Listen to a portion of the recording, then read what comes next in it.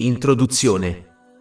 In tutti gli insegnamenti dell'Islam ai musulmani è stato ordinato di soddisfare i diritti delle persone che sono collegate a loro in diversi modi, ad esempio, attraverso la fede, il sangue e la vicinanza.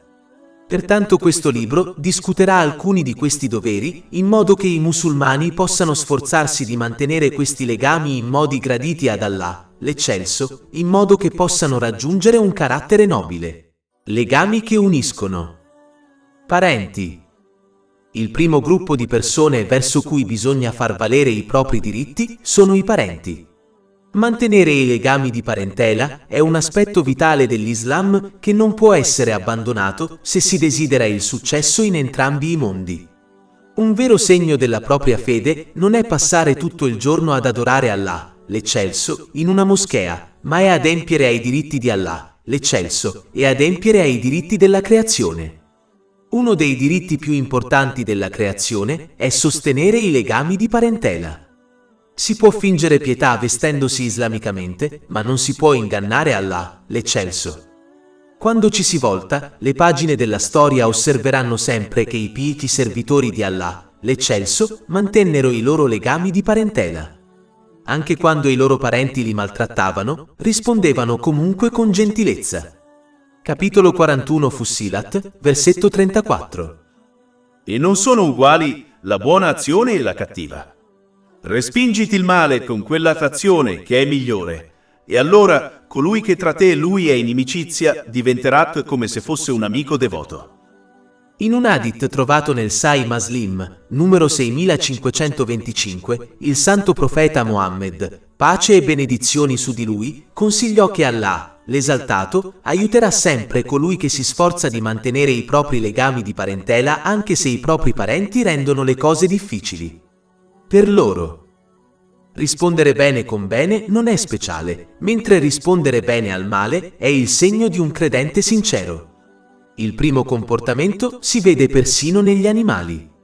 Nella maggior parte dei casi, quando si tratta un animale con gentilezza, questo a sua volta mostrerà affetto. È confermato in un hadith trovato in Sahih Bukhari, numero 5991, che colui che sostiene veramente i legami di parentela è colui che mantiene i legami anche quando i suoi parenti li recidono. Il santo profeta Mohammed, pace e benedizioni su di lui, era costantemente terrorizzato dalla maggior parte dei suoi parenti, ma lui si dimostrò sempre gentile nei loro confronti. È risaputo che non si può raggiungere il successo senza la vicinanza di Allah, l'Eccelso. Ma in un hadith trovato in Sahih Bukhari, numero 5987, Allah, l'Eccelso, ha chiaramente dichiarato che reciderà i legami con colui che taglia i propri legami di parentela per ragioni mondane. Tenete a mente che questo è vero indipendentemente di quanto ci si sforza di soddisfare i diritti di Allah, l'Eccelso, nella forma di adorazione, come le preghiere obbligatorie. Se Allah, l'Eccelso, taglia i legami con un musulmano, come può raggiungere la sua vicinanza e il suo successo eterno? Inoltre, nella maggior parte dei casi, Allah, l'Eccelso, ritarda la punizione dei peccati per dare alle persone l'opportunità per pentirsi. Ma rompere i legami di parentela, per ragioni mondane, è punito rapidamente. Ciò è stato confermato in un hadith trovato in Sunan Ibn Majah, numero 4212. Sfortunatamente, recidere i legami è una cosa comune nel mondo di oggi. Le persone recidono facilmente i legami di parentela per meschini motivi mondani. Non riescono a riconoscere che qualsiasi perdita ciò che avviene nel mondo materiale è temporaneo, ma se sono separati da Allah, l'Eccelso, affronteranno sofferenze prolungate in entrambi i mondi. Un motivo per rompere i legami di parentela, che è comunemente visto all'interno della comunità islamica, è quando si raggiunge uno status sociale più elevato attraverso la propria occupazione. Questo li spinge a scartare i propri parenti, poiché credono di non essere più degni di interagire con loro. Il loro amore per la loro ricchezza e il loro status sociale li spinge alle porte della paranoia, che li convince che i loro parenti vogliono solo privarli delle loro ricchezze. Il Sacro Corano indica che questi legami saranno messi in discussione nel giorno del giudizio. Capitolo 4 An-Nisa, versetto 1. E temete Allah, attraverso il quale vi interrogate l'un l'altro, e gli uteri. In verità Allah è sempre sopra di voi, un osservatore. Questo versetto indica anche chiaramente che non si può ottenere pietà senza sostenere i legami di parentela. Quindi coloro che credono possono ottenerlo attraverso un'adorazione eccessiva e il digiuno si sono rivelati sbagliati e devono quindi cambiare il loro comportamento. L'Islam insegna ai musulmani a sostenere tutti i legami di parentela, aiutando i loro parenti in questioni buone, ogni volta e ovunque possibile. È stato ordinato loro di adottare una mentalità costruttiva che unisca i parenti per il bene della società, piuttosto che una mentalità distruttiva che causa solo divisioni all'interno delle famiglie. Secondo un hadith trovato in Sunan Abu Dawud, numero 4919, creare divisioni tra le persone porta alla propria distruzione. Coloro che recidono i loro legami di parentela sono stati maledetti nel Sacro Corano. Capitolo 47 Muhammad, versetti 22-23. Quindi forse, se vi voltaste, causereste corruzione sulla terra e recidereste i vostri legami di relazione. Quelli che lo fanno sono quelli che Allah ha maledetto. Come si possono realizzare i propri desideri legittimi in questo mondo o nell'altro quando si è circondati dalla maledizione di Allah, l'esaltato, e privati della sua misericordia? L'Islam non ordina di andare oltre i propri mezzi per sostenere i propri parenti, né chiede di sacrificare i limiti di Allah, l'eccelso, per i propri parenti, poiché non c'è obbedienza alla creazione, se ciò significa disobbedienza al creatore. Ciò è confermato in un hadith trovato in Sunan Abu Dawud, numero 2625. Pertanto, non ci si dovrebbe mai unire ai propri parenti in atti malvagi. In questo caso, un musulmano dovrebbe comandare ai loro parenti di fare il bene e proibire loro gentilmente di fare il male, mantenendo il rispetto per loro. Capitolo 5, Al-Maidah, versetto 2. E cooperate nella giustizia e nella pietà, ma non cooperate nel peccato e nell'aggressione. Innumerevoli vantaggi si ottengono da chi mantiene i legami di parentela per amore di Allah, l'eccelso. Ad esempio, il santo profeta Mohammed, pace e benedizioni su di lui, consigliò che colui che mantiene i legami sarà benedetto con grazia extra nella sua provvista e nella sua vita. Ciò è confermato in un hadith trovato in Sunan Abu Dawud, numero 1693. Ciò significa che la loro provvista, indipendentemente da quanto sia piccola, sarà sufficiente per loro e fornirà loro pace mentale e corpo. La grazia nella vita significa che troveranno il tempo per adempiere a tutti i loro doveri religiosi e mondani. Queste sono due benedizioni i musulmani trascorrono tutta la loro vita e la loro ricchezza cercando di ottenere, ma molti non riescono a riconoscere che Allah, l'esaltato, ha posto entrambi nel mantenimento dei legami di parentela. Mantenere i legami di parentela è così importante che il santo profeta Mohammed, pace e benedizioni su di lui, ordinò ai musulmani per adempiere a questo dovere vitale anche con i loro parenti non musulmani. Un hadith che consiglia questo si trova nel Sahih Muslim, numero 2324. Una delle trappole del diavolo è che mira a creare dissenso tra parenti e all'interno della società, il che porta alla rottura delle famiglie e divisioni sociali. Il suo obiettivo finale è indebolire l'Islam come nazione. Sfortunatamente, alcuni sono diventati famosi per aver covato rancori che durano decenni e si tramandano di generazione in generazione. Una persona tratterà bene un parente per decenni, ma per un errore e una discussione, quest'ultimo giurerà di non parlargli mai più. Il santo profeta Mohammed, pace e benedizioni su di lui, ha avvertito in un hadith trovato in Sahih Muslim numero 6526 che è illegale per un musulmano tagliare i legami con un altro musulmano per una questione mondana per più di 3 giorni. Se questo è il comando riguardante il taglio dei legami con un non parente, si può immaginare la serietà del taglio dei legami con i parenti.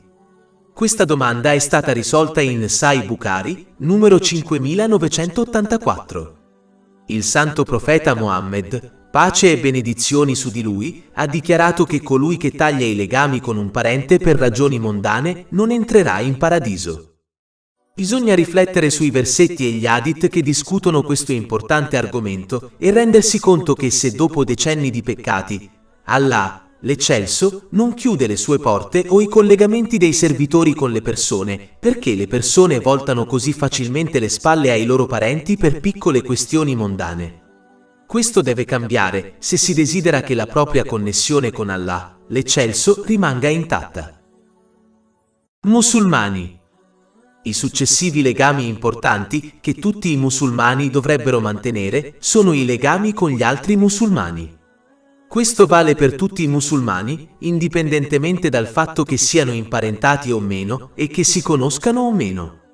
Molti diritti dei musulmani sono stati menzionati nel Sacro Corano e negli hadith del Santo Profeta Mohammed, pace e benedizioni su di lui, e ogni musulmano dovrebbe sforzarsi di impararli e rispettarli. Ad esempio, in un hadith trovato in Sahih Bukhari, numero 1240, il Santo Profeta Mohammed, pace e benedizioni su di lui, ha elencato 5 diritti che un musulmano deve a un altro musulmano. In primo luogo, devono rispondere al saluto di pace, anche se la risposta contraddice il loro desiderio. Ancora più importante, un musulmano deve soddisfare il saluto islamico di pace in modo pratico, mostrando pace e gentilezza verso gli altri attraverso le sue parole e azioni. Questo è il vero significato del saluto islamico di pace. Un musulmano dovrebbe cercare di visitare i musulmani malati per fornire loro supporto fisico e psicologico. Sarebbe difficile visitare tutti i musulmani malati, ma se ogni musulmano visitasse almeno i propri parenti malati, la stragrande maggioranza dei malati otterrebbe questo supporto. Tutte le forme di discorso e azioni vane o peccaminose devono essere evitate, come il pettegolezzo, altrimenti un musulmano guadagnerà solo peccati invece di benedizioni. Un musulmano, quando possibile, dovrebbe presenziare al funerale di altri musulmani, poiché ogni partecipante supplica affinché il defunto venga perdonato. Pertanto, più musulmani sono presenti, meglio è, proprio come si desidera che gli altri partecipino al proprio funerale e supplichino per loro, anche loro dovrebbero fare lo stesso per gli altri. In questa particolare azione c'è un buon promemoria per un musulmano che anche lui alla fine morirà. Si spera che questo cambierà il suo comportamento in meglio, così che si prepari meglio alla propria morte adempiendo ai comandi di Allah, l'Eccelso, astenendosi dai suoi divieti e affrontando il destino con pazienza. La cosa successiva menzionata nell'hadith principale in discussione è che i musulmani dovrebbero accettare l'invito a pasti ed eventi sociali finché non si svolgono attività illegali o sgradite, il che al giorno d'oggi è piuttosto raro. Un punto importante da notare è che alcuni musulmani partecipano a eventi sociali in cui si verificano cose illegali o sgradite e citano questo hadith per supportare le loro azioni. Non si dovrebbero interpretare male gli insegnamenti divini per soddisfare i propri desideri, poiché ciò è chiaramente un errore di orientamento e un invito alla punizione divina. Infine, l'hadith principale si conclude consigliando ai musulmani di supplicare il musulmano che loda Allah, l'Eccelso, dopo aver starnutito. Il Santo Profeta Mohammed, pace e benedizioni su di lui, indicò un dovere estremamente importante in un hadith trovato nel Sahih Bukhari, numero 2714, che è quello di offrire consigli buoni e sinceri agli altri musulmani. In primo luogo, è importante notare che i buoni consigli dovrebbero essere offerti a tutti, indipendentemente dalla loro fede. Ciò è chiaramente consigliato in un hadith trovato in Sunan an-Nasai, numero 4204. I musulmani dovrebbero consigliare gli altri nel modo in cui vorrebbero che le persone consigliassero loro. Non si dovrebbe mai lasciare che i propri sentimenti negativi impediscano loro di adempiere a questo dovere, poiché chi offre intenzionalmente cattivi consigli scoprirà che le persone gli daranno consigli sbagliati.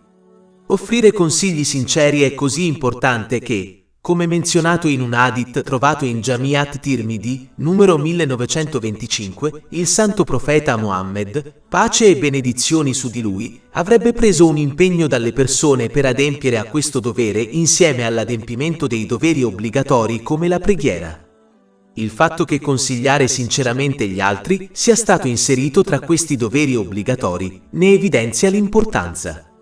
Quindi un musulmano non dovrebbe mai trascurare questo fatto. Ogni persona, indipendentemente dalla fede, ama ottenere le cose che potrebbero giovarle e proteggerle da cose dannose.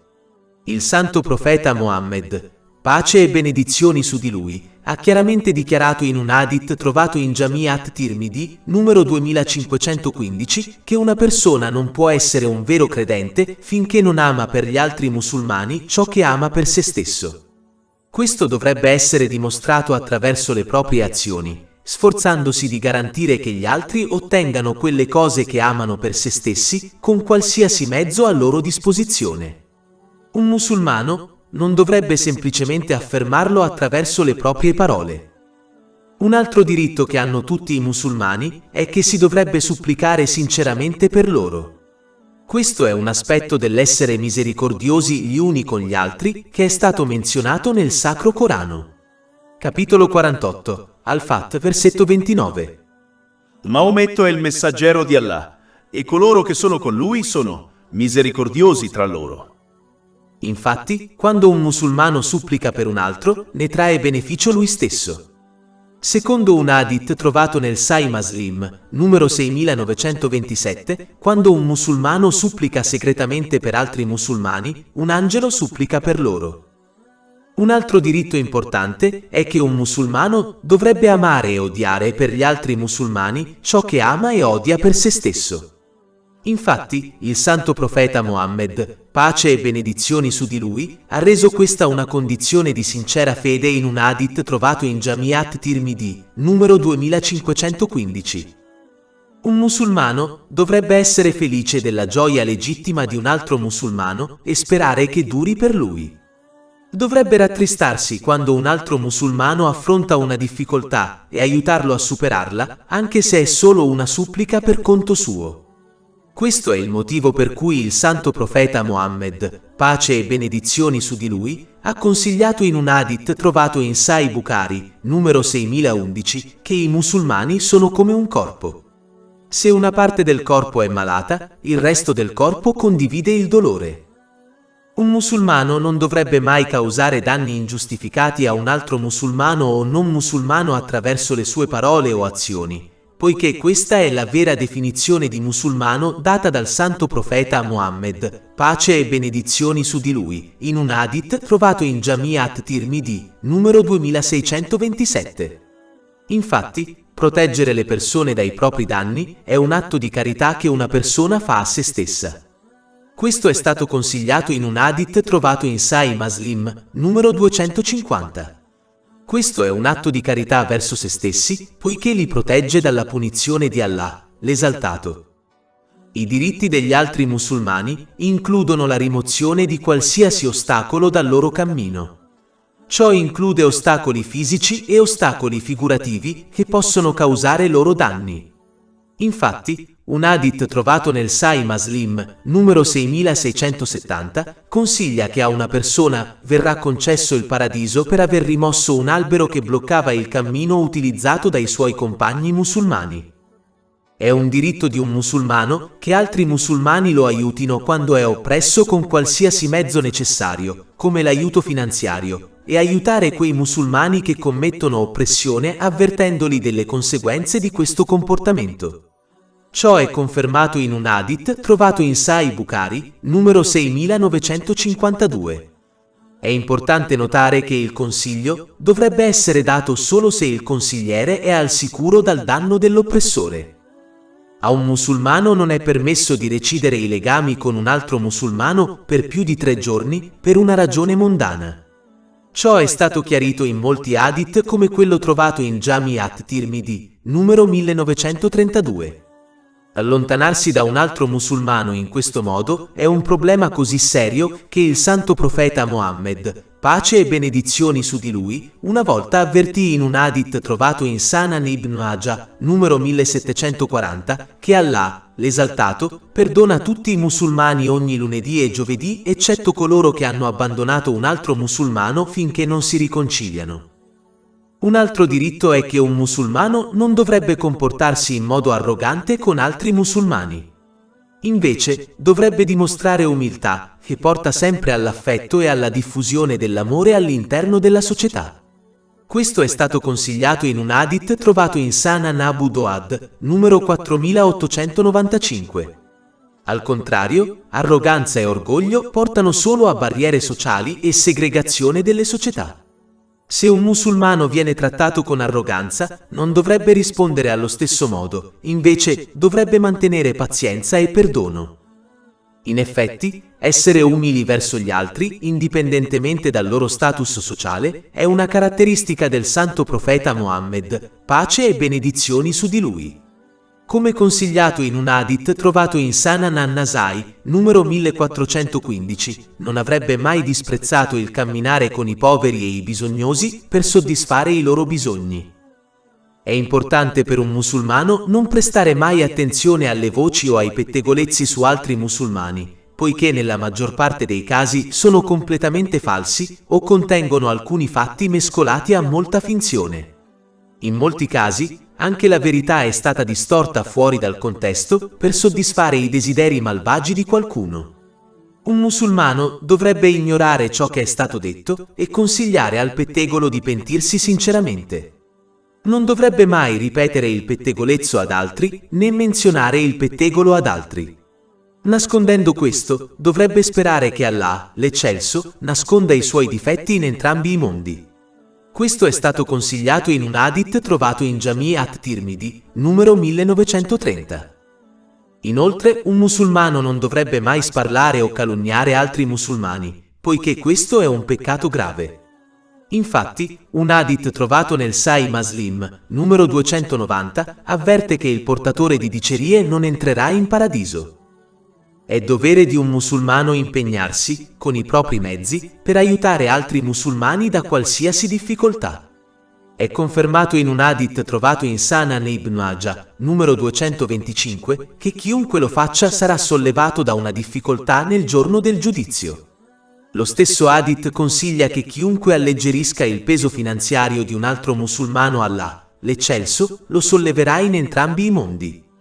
Quindi i musulmani dovrebbero essere gentili verso coloro che sono in debito con loro. Un altro diritto che un musulmano ha sugli altri musulmani è che se un musulmano fa un torto a un altro musulmano e poi chiede perdono da lui, la vittima dovrebbe perdonarlo per amore di Allah, l'Esaltato. Ciò porterà Allah, l'Esaltato, a perdonare la vittima dei suoi peccati. Capitolo 24 An-Nur, versetto 22.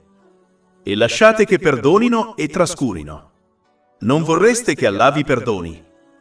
Infatti, il santo profeta Mohammed, pace e benedizioni su di lui, ha consigliato in un hadith trovato nel Sahih Muslim, numero 6592, che chiunque perdoni gli altri per amore di Allah, l'Esaltato, sarà benedetto con più onore. Inoltre, un musulmano dovrebbe trattare gli altri musulmani in base al loro status, come consigliato in un hadith trovato in Jami' at-Tirmidhi, numero 1921. Ciò significa che gli anziani dovrebbero essere trattati con rispetto e i giovani con misericordia. Questo hadith avverte che coloro che non si comportano in questo modo non appartengono alla via del santo profeta Mohammed, pace e benedizioni su di lui. Infatti, un hadith trovato nell'Imam Bukhari, Adab al-Mufrad, numero 357, consiglia che una parte del rispetto di Allah, l'Esaltato, è mostrare rispetto per gli anziani. Tutte le persone sono parte della creazione di Allah, l'Esaltato, quindi rispettarle secondo gli insegnamenti dell'Islam è in effetti rispettare il Creatore, vale a dire, Allah, l'Esaltato. L'Islam insegna ai musulmani che ciò che danno è ciò che riceveranno.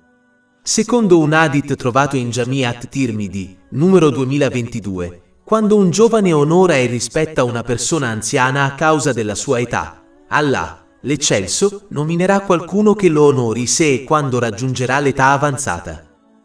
Un altro diritto che un musulmano deve agli altri musulmani è di essere allegro con loro, purché si evitino i peccati. Infatti, sorridere a un altro musulmano per confortarlo è registrato come una carità.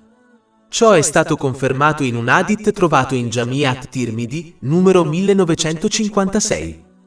Colui che è facile da trattare, dolce e gentile nei confronti degli altri musulmani, ha ricevuto la lieta novella di protezione dal fuoco dell'inferno in un hadith trovato in Jami' at-Tirmidhi, numero 2488. Una parte dell'essere allegri è parlare gentilmente agli altri. Questo è così importante che il santo profeta Muhammad, pace e benedizioni su di lui, ha consigliato in un hadith trovato in Sahih Bukhari, numero 7512, che questa è un'azione che protegge dal fuoco dell'inferno. Infatti, a una persona che agisce in questo modo è stata promessa una bella stanza in paradiso in un hadith trovato in Jami' at-Tirmidhi, numero 1984. È dovere dei musulmani correggere i problemi tra altri musulmani in base alle loro capacità. Infatti, il santo profeta Muhammad, pace e benedizioni su di lui, ha consigliato in un hadith trovato in Jami' at-Tirmidhi, numero 2509, che fare questo è meglio della preghiera volontaria, del digiuno o della carità. Un altro diritto che un musulmano ha sugli altri musulmani è che si dovrebbero nascondere i propri difetti. È stato consigliato in un hadith trovato in Jami' at-Tirmidhi, numero 1930, che Allah, l'Eccelso, coprirà i difetti di un musulmano che nasconde i difetti degli altri per amore di Allah, l'Eccelso.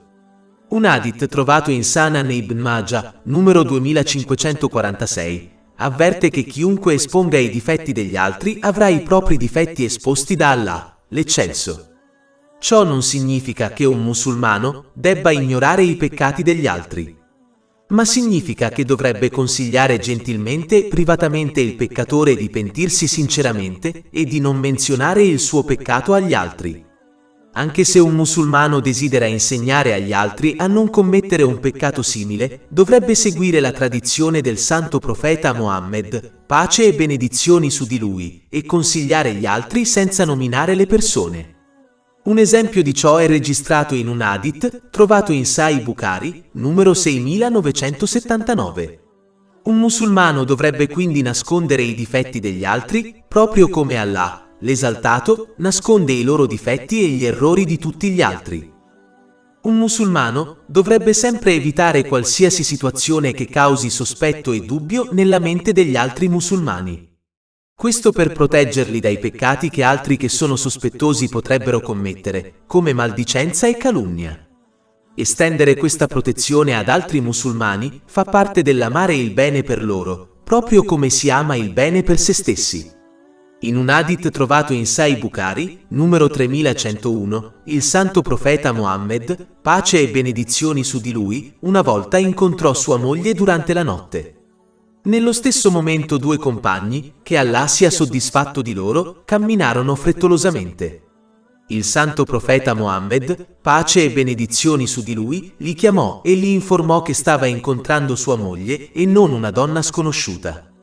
I compagni, che Allah sia soddisfatto di loro, resero chiaro che un pensiero sbagliato non aveva nemmeno attraversato le loro menti.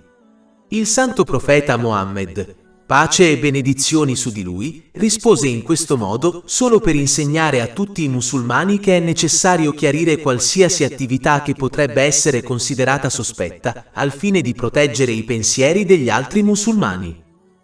Questo è collegato a un'altra caratteristica pida. È quando si evita di fare cose che sono lecite per evitare che altri musulmani si sentano male. Ad esempio, un marito che non mostra pubblicamente affetto alla moglie di fronte ad altri musulmani, come sua sorella. Anche se questo è completamente lecito, farlo di fronte a sua sorella potrebbe farla sentire male, specialmente se suo marito non fa cose del genere con lei. Questo è un livello più alto di carattere nobile, che non è obbligatorio, ma una grande virtù. Un altro diritto che i musulmani hanno sugli altri musulmani è che dovrebbero essere accolti con il saluto islamico di pace. Questo dovrebbe includere i musulmani che si conoscono e quelli che un musulmano non conosce. Molti hadith discutono l'importanza e la virtù di compiere questa buona azione.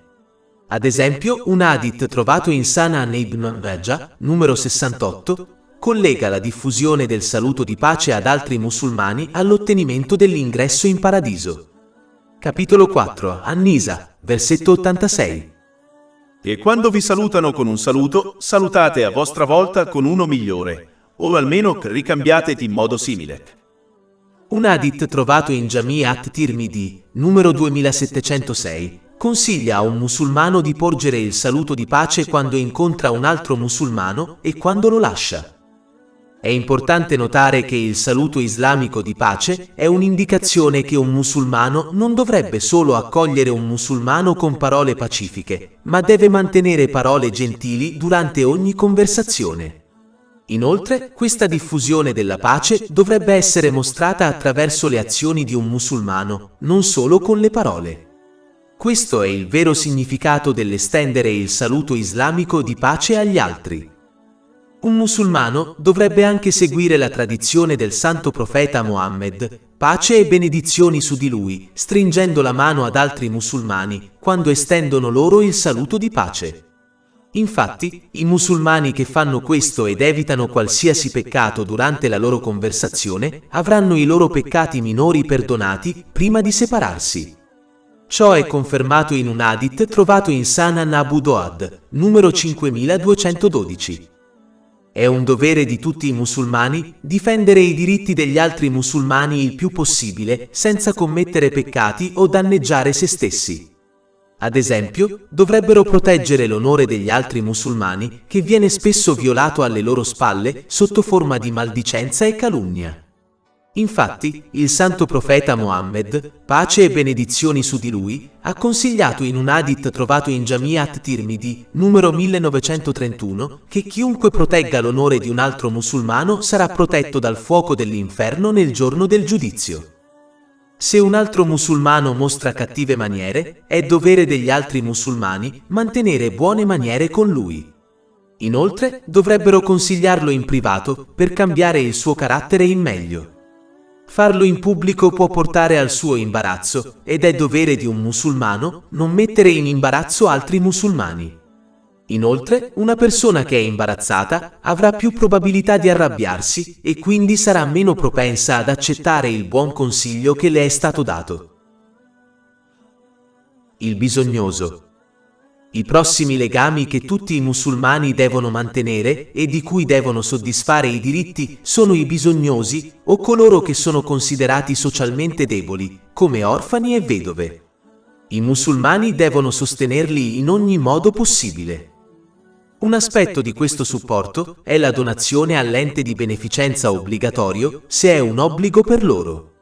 Un musulmano deve assicurarsi di donare tramite un'organizzazione o un ente di beneficenza affidabile e di buona reputazione. Molti versetti e hadith discutono l'importanza di donare la carità volontaria, come l'hadith trovato in Sahih Muslim, numero 1671. Consiglia che la carità è dovuta ogni giorno da ogni musulmano. Questo stesso hadith chiarisce che questa carità comporta altre buone azioni, non solo la donazione di ricchezza. Molti hadith discutono le virtù del sostenere orfani e vedove. Ad esempio, il santo profeta Mohammed, pace e benedizioni su di lui, una volta consigliò in un hadith trovato in Sahih Bukhari, numero 6005, che chiunque si prenda cura di un orfano sarà con il santo profeta Mohammed, pace e benedizioni su di lui, in paradiso. Il santo profeta Mohammed, pace e benedizioni su di lui, etichettò la casa in cui un orfano è ben accudito come la casa migliore in un hadith trovato in Sunan Ibn Majah, numero 3679. Per quanto riguarda le vedove, il santo profeta Mohammed, pace e benedizioni su di lui, ha consigliato in un hadith trovato in Jami' at-Tirmidhi, numero 1969, che chiunque sostenga una vedova riceverà una ricompensa pari a quella di un soldato musulmano e di una persona che digiuna ogni giorno e prega tutta la notte, ogni notte. Vicinato. I prossimi legami che tutti i musulmani devono mantenere e rispettare sono quelli con i loro vicini. In un hadith trovato nel Sahih Bukhari, numero 6014, il santo profeta Mohammed, pace e benedizioni su di lui, consigliò di essere incoraggiato a trattare i vicini con gentilezza, al punto che pensò che un vicino sarebbe diventato l'erede di ogni musulmano. Sfortunatamente, questo dovere viene spesso trascurato, anche se trattare gentilmente i propri vicini è un aspetto importante dell'Islam. Innanzitutto, è importante notare che il vicino di una persona nell'Islam include tutte quelle persone che vivono entro 40 case in ogni direzione verso la casa di un musulmano. Ciò è confermato in un hadith trovato nell'Imam Bukhari, Adab al-Mufrad, numero 109.